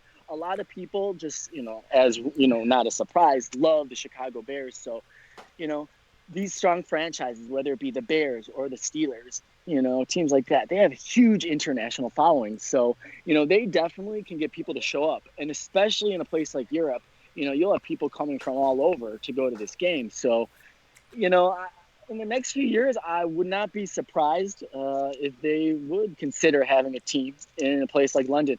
But obviously, the logistics would be crazy. I mean, if you're a West Coast team going to play in London, I mean, I don't know how they're going to figure out those particulars. But, I mean, the fan bases will definitely show up. I don't know if they'll show up for 16 games, and 17 if they want to. They keep talking about adding games. But, it's a possibility. It is that popular, this game. I mean, this is what I consider the best game on the planet. And, a bunch of, English people who obviously love, their football, which is soccer to us. I mean, yes. I try not to get into the debate with them because, it's a never-ending argument. But, it's surprising how many, especially focusing on England, how many people actually love the good old gridiron, American football, baby. It's an amazing thing, and you see more and more games out that way. And you figure if it is going to work, you probably have to play, half of your season at home and the other half on the road, and then put everyone's buys around it. But it's going to be complicated, like you said. And I guess we'll just have to wait and see what the NFL does with that. But speaking of this game, I know you're going to be there. Greg's going to be there. What are your expectations going against the Raiders? Khalil Mack going against his old team. I mean, Khalil Mack is going to be just, on another planet. He actually, not being a very emotional guy, came out and said that, he's going to come out and play his hardest, which is a scary thing because every snap of that guy is really some people's hardest of their lives. So, I mean, I definitely think the Bears defense is going to continue to shine. And frankly, I think this is going to be one of those classic London blowouts. I mean, I remember other years when these London games where one team just kicks the living crap out of the other. And I just definitely see, Chase Daniel and all Bears just come right out of the gate and they just really kick the living crap out of the Raiders. The Raiders are a garbage franchise right now. If people ever thought they were not garbage, definitely right now they are. And I see the Bears continuing to roll. All these injuries are still worrisome. This Roquan Smith situation is so scary because we just don't know about it. And, you're wondering, if it's a mental health issue. I mean, there are a lot of big question marks. But, as we saw, the Bears didn't even blink with all these backups last week. So I imagine they just, they do what they've been doing, especially defensively. And even the offense might even click. We might see guys like Anthony Miller and, Trey Burton, finally get some stats. So I think it's going to be a juicy one. It's definitely going to be a juicy one. There's going to be. Let me ask this. Sorry to cut you off, Joe, but let me ask you this. You touched on Roquan. What are your feelings with this? I know you don't have to speculate. Everyone's trying to, but it is just odd, the uncertainty of this whole situation. Yeah, I know there was reports of some car accident, and I hate when people are putting out information that's, unsubstantiated. But so I don't want to further that. But, you hear rumors, whether it was a car accident, and then people assume the worst. Was there some, domestic dispute? I mean, all these classic things that, certain NFL players could get into. But you know what? Roquan is just a good kid. And, it doesn't necessarily fit his character that he's getting into trouble or making trouble. So, I can't even guess, but, I hope that, listen, the rigors of being in the NFL can be intense. And, these guys are getting hit and their bodies brutalized. So, I hope it's just not some, really intense mental issue or he's troubled in some way by his life within the game. I hope that it's just like, okay, he's going through a few bad weeks. and he just needed some personal time. And the only reason it's getting this hyped is because we don't know the information. I hope it's just that. I hope he just needs a breather from the game, and it's nothing more than that. That's what I'm hoping for. Yeah, he definitely deserves the benefit of the doubt. There's no reason for Bears fans to feel otherwise. He hasn't shown anything as far as being a bad troublemaker or anything like that. But at the same time, do you feel the Bears are handling this well? I mean, without knowing what the issue is, do you think that's creating more of a controversy by not telling us, just giving us something, or the protection of the players is the route to go? Yeah, I mean, could the Bears handle this any better of a way? I mean, if they solved the problem last week, maybe if they would have mentioned it a bit earlier. I mean, the fact that it was so abrupt, I mean, it was just a few hours before game time. I'm sure that wasn't their ideal way to, unveil that news. But, I do think they handled it as well as possible. They're just asking us to, respect the individual. It's a personal matter. And, the fact that an NFL player could have, some secrets and, handle things personally, I mean, isn't asking too much, though, for us and, following Twitter and following all the news feeds that we follow. Obviously, we want information. We want to know. But, we also obviously should look at it as human beings, that people have real issues. I know, I forget. Oh, yeah. So Mike Davis was inactive apparently because his father died. So, it's if they would have said, Mike Davis is not available for personal reasons. Yeah. His father died. So, we can't tell. So obviously we're fans. We're going to speculate because we want our team to win. But, I hope that people could just, give the guy some space and not put so much pressure on him for him to be back. And then without that pressure, he'll actually come back sooner. So that's my hope. I think the Bears are handling it well. This is not John Fox era. So, I think, Nagy, Pace, they've been good with us. So. Yeah, for sure. Nagy is always open. So definitely get your ears perked up when he's like, I'm not talking about this. And thank God the car accident thing was debunked. Oh, yeah. It's always nice to hear. Definitely nothing serious, hopefully. And, maybe we'll even be surprised, until he'll play in London. I mean, it doesn't seem like that since we haven't heard anything. But, trying to be optimistic. Just like everything with the Bears. I mean, right now, the world is still a very messed up place. You look at the news anywhere in the world, and there's a lot going on. And, for me, This is an exciting time to be a Bears fan. I use this team as a bit of an escape from the problems of the world. So, I have friends, like I said, one of my buddies who will be in London, who's been living in China for 10 years. Him and I wouldn't even talk politics when we would talk, even though there's so much to talk about. We'd go right into Bears talk on WhatsApp. And he's been a little bit down about Trubisky and getting into kind of negativity about it. And I'm like, man, come on. There's enough in the world for us to get upset about. Why can't we just be not homers, but why can't we be a little optimistic about, the future of this team? It's a few games in. Yeah. Come on, it's like, do I need to be stressed about this too? Come on. Not at all. You got to be like Greggy Sunshine. You got to have that positive. Greg, man, you are a saint, man. You always project this positive energy. I love that because it's hard in this cold, cruel world sometimes, I feel you, man. I try my best, that's for sure. I'm not perfect.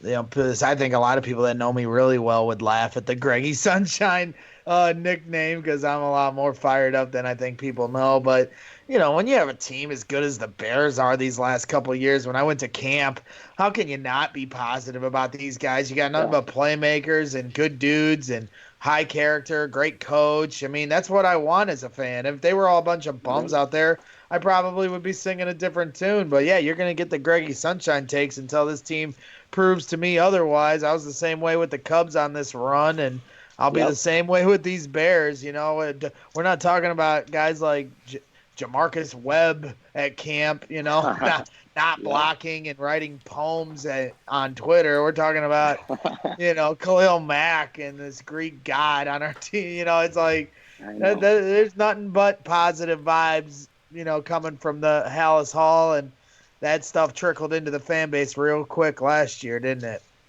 It's crazy.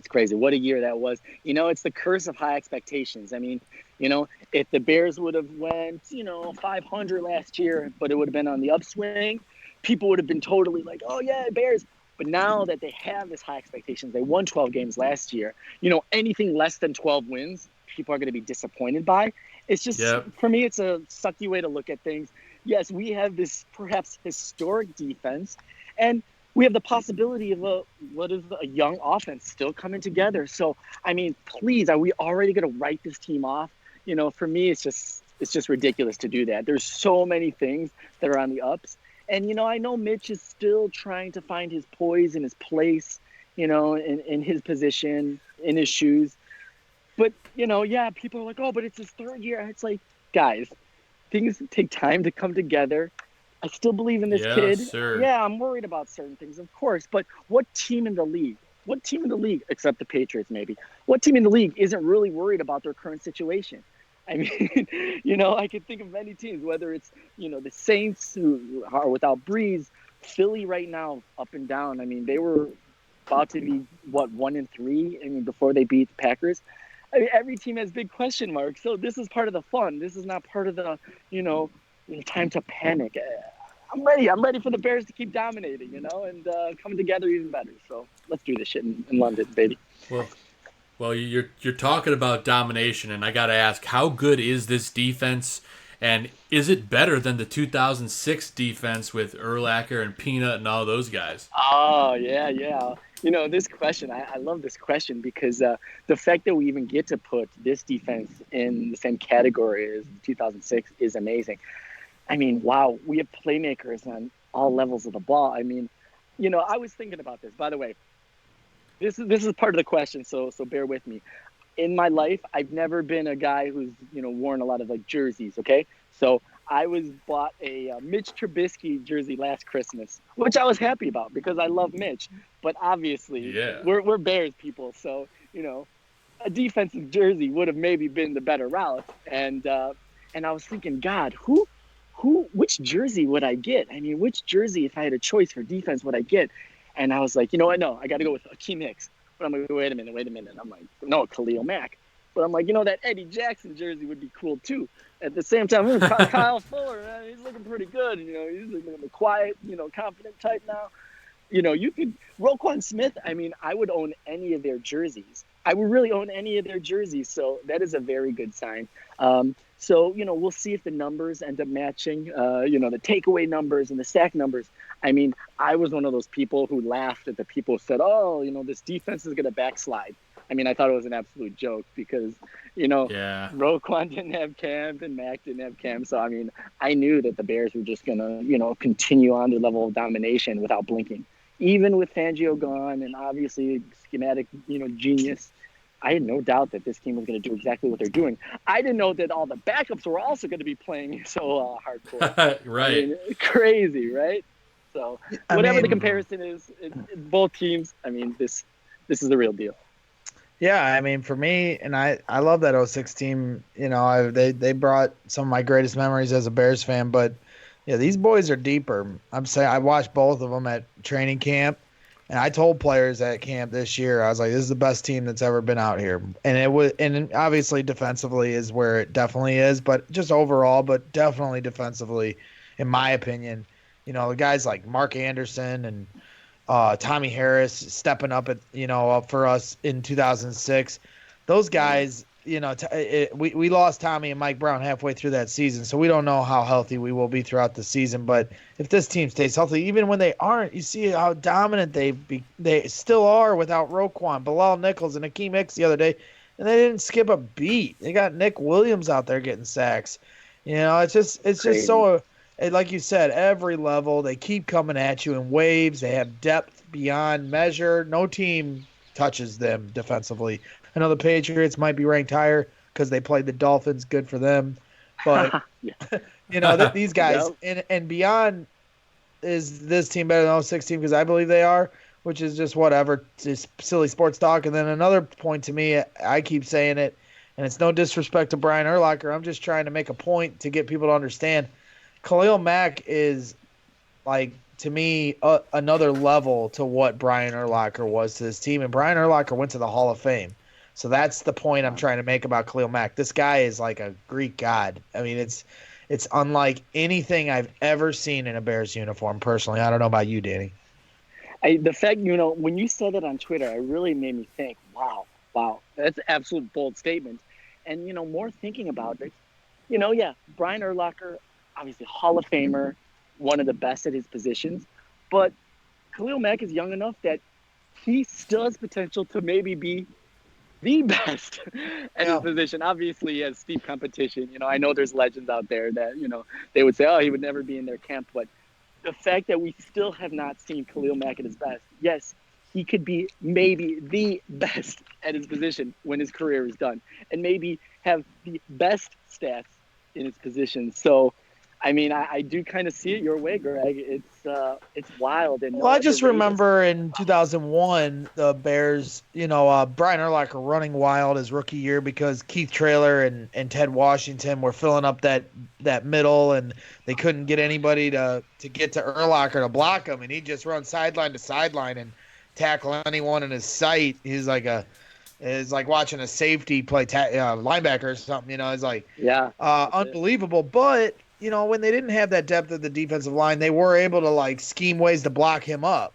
And Khalil Mack, they tried putting 4 guys on him in the last game. There was a point in the game where they had 4 guys on one play try to either block or chip him, and he's unblockable. It's just you could talk, like I said to Joe earlier in the show, we could spend a whole show talking about the greatness of Khalil Mack, and we probably should because we are so lucky to have him. And thank you, John Gruden. And now here he is in London, and he's got to face the man he traded away to the Chicago Bears.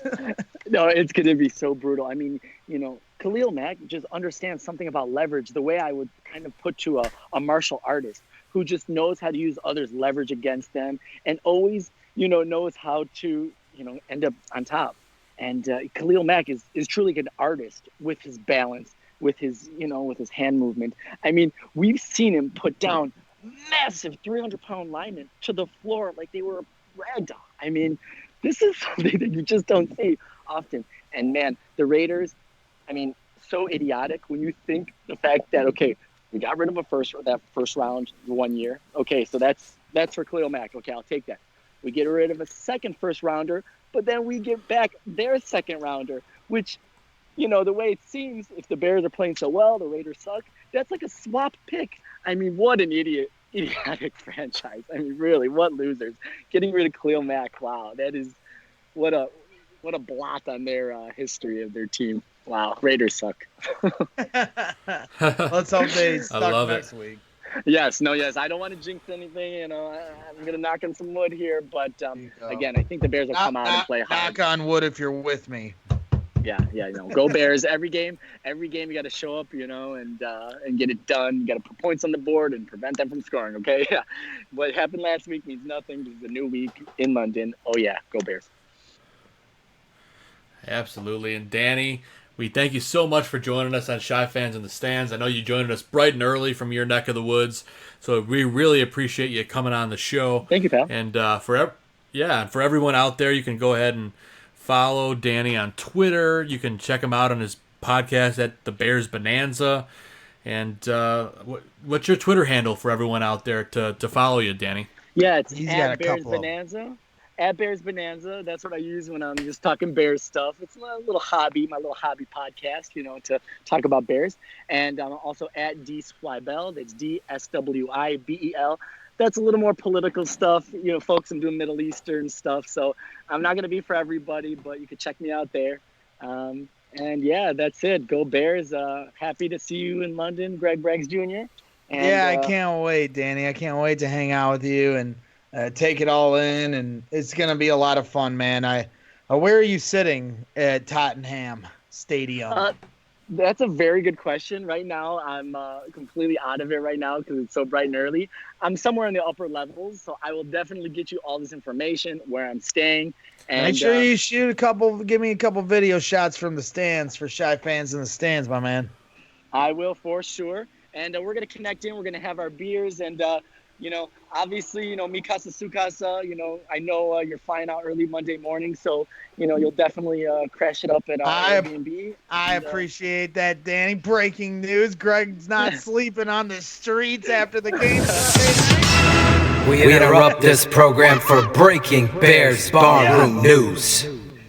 My wife will be relieved that I'm not sleeping on a street somewhere in London. I'll tuck you in, man. No worries there, baby. We've watched too many movies. You don't want me to get taken. Liam Neeson will have to come save me. Yeah, you're right. Right on, man. I want to see that movie. Yeah, that's a good one. I'll watch that. Yeah, nice boy. Craig getting saved, crying like a little girl. Yeah, no, I can't wait. It's so much fun. It's gonna be so much fun. Such an experience. It's gonna be a fast experience. I'm gonna try to take it all in as much as I can. So. I will definitely touch base with you. Maybe we can link up Saturday, but we're definitely hanging out Sunday, no doubt. Pre-gaming it, and I'm gonna just have water and bread the whole day, Joe. Yeah. Oh, okay, yeah. I believe Smart. it. Sure. Smart. I'll take video of that. We'll see if that holds up or not. All right. We can start taking bets now. That's for sure. Nice. Cool, gentlemen. Danny, thank you again for coming on. You're a great friend of mine, and also another very positive person on Bears Twitter. So you should be commended for your positivity as well. You do a lot of different coverage, obviously sports related, but also in the political side of the world. And I know in these trying times, sometimes to keep a positive spirit can be difficult. So props to you for doing your thing out there in Tel Aviv. And again, I look forward to seeing you in London and linking up at Tottenham. Can't wait, my friend. Yeah, you got to stay positive in this cold, cruel world. As we know, something like the Wolf would say, you got to stay positive, got to keep a smile on your face, and go Bears. Let's do this. Why not us? Yeah, here's to the Wolf. That's for sure. We're gonna. All right, folks. See you in London. Whoop, whoop. Yes, sir. Talk to you soon. You got it, Danny. Thanks again. Boys. Talk to you soon. Bye. Danny, appreciate it, bud. Thanks, pal. Take care. Nice meeting you. Nice meeting you too. Man, oh man, what a great guest, Greg. Yeah. Danny Swibel. Got it all in. Gonna hook you up. Got it all. Yeah, I'm like a vagabond just going around. First night, staying with my friend Terrence Young, the guy that announced the Riley Ridley pick in the fourth round. Terrence is a huge Bear fan, and we've gotten to know each other over the last year. And I was trying to pick through some flights, trying to figure out how I'm going to get there. And one of the better deals, so to speak, and most convenient travel logs for me was this one-way. I didn't have to connect both ways. It was just a one-way flight to London, and then on the way home connecting in Philadelphia for one stop. And that was the most convenient, but it didn't get me in on Saturday when I'm supposed to meet up with Bearlissimo. It got me in Friday night at like 11 o'clock. So I was like trying to figure out, well, where am I going to stay? And then also my flight afterwards wouldn't be until Monday morning. Granted, I could just go to the airport if after the game, hang out. I'm sure Bears fans are going to be, pillaging all over London after the Bears win, hopefully. And I could have just hung out and then made my way to the airport. But luckily, I got a lot of different friends going out there, and Danny's going to be there too. So I'm going to crash up with him after the game. Got Bearlissimo, who's generous enough. Tooch's ticket, which I didn't know that was from Tooch, and I appreciate. Sorry, Tooch. I wish you could. The same thing happened last year. Tooch didn't go to a game that I ended up going to because of which. So, Tooch. Holy crap, you're right. Tooch got to quit passing up on these Bears games. Last time he passed Mitch threw 6 touchdowns. Now this time he passed in London. I don't know. We all got families, so I understand. No judgment there, Tooch. And we all got busy lives, except Greg's always having fun. So I'll be out there having fun in honor of you, Tooch. But yeah, shout out to George Bearlissimo, a huge part of the Bears bar room, and a guy that is just a good person and a great dude to talk Bears with. So I'm looking forward to getting out there with him and his son and taking in this American football at a soccer stadium that we call it soccer, they call it football. So it's going to be quite an experience. I'm going to do my best to keep my wits about me so I can take it all in and not just get all hyped up like I always do at Soldier Field with the tailgates and the pre-gaming, so to speak. You got to be careful as a fan, like I said, with the night games. So I look forward to hanging out with Barlissimo. Hopefully he'll help babysit me because I always need a babysitter, Joe. And yes, you do. That's right. And Jenny won't be there, so I need everyone to help. And yeah, so it's going to be a lot of fun. Hopefully we can run into some people, run around and mingle with Bears Twitter and all the worldwide Bears fans that are going to be coming to this game. I know there's a ton, so it's going to be a lot of fun, Joe. And I am really looking forward to documenting the whole thing as I always do and talking about it with you next Tuesday, man. It's hopefully Barlissimo can come on, maybe even Terrence. We'll see as far as scheduling is concerned. But, yeah, I mean, I'm looking forward to it. Overall for tonight, I was just really happy we could bring on Jack Silverstein. He's been someone I was going to bring on early on when we first started our show just because of the work he does with Chicago sports researching. But this was the perfect week to bring him on with the light he shed on the subject of the 1936 throwback jerseys and the waves it made on national headline media. So, proud of Jack for the work he does, and he's a great follow at Read Jack. Again, for those of you that didn't hear earlier, make sure you're following him, and then of course at Danny Swibel from Bears Bonanza. He's a good friend of mine and a great Bears follow. Bears Bonanza is his podcast, so he drops those in every so often with his buddy. They do great work, and as far as Bears barroom stuff, make sure you guys are looking out for the Tape Never Lies. I know the coach's tape was released this morning, and Phil was cutting it up. Draft Dr. Phil always doing an amazing job with the Tape Never Lies each week, and unfortunately, not much Mitch tape to break down this week, and we're on the injury. Yeah, about 5 plays worth, and then the Chase show. Chase, shout out to Chase, Daniel. I know there was some conversation in the preseason about how much we could trust this guy because of how bad he looked, but he showed why he's supposed to be on this team. 11-year vet, a guy that's been in this system, knows what to do in a moment like that, in a pinch situation where it's not planned, and him to be able to come in and zip some throws and get a touchdown right away really set the tone for that game. I know the boys at 100 Proof after the Colts game were talking about Josh McCown and guys like that we could have had, and I'm sure they would fill in admirably as well, but I think Chase, showed his worth, and hopefully he can show it again. He's a backup 11-year backup for a reason, so I don't think anyone should be expecting the world out of him, but for him to get a huge divisional win on the lakefront last Sunday just speaks volumes, and he deserves a lot of credit for that. Oh, no doubt about it, man. It was a great performance, especially unexpected start. He came in. It was like nothing, like Matt said, and like Matt Nagy said in the open. The game plan didn't change at all because he has full trust in Chase. So I think that says a lot about your backup quarterback. And let's just hope he looks this good in London next week, Greg.